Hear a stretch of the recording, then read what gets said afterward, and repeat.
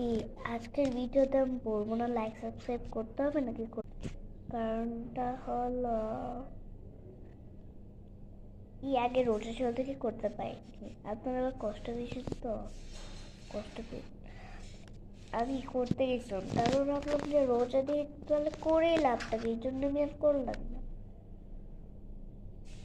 দেখো এখন করেছে মুসলিম হয়ে না, মুসলিম আপনারা কি বলতে চান আমি কমেন্টে একটা মেসেজ মানে কি বলছি,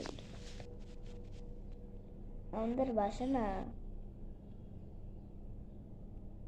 কি যে বলি, আসলে আমি রোজার জন্য করতে পারিনি, কিন্তু আজকে করছি একটু, যেহেতু ঈদ এসে পড়েছে।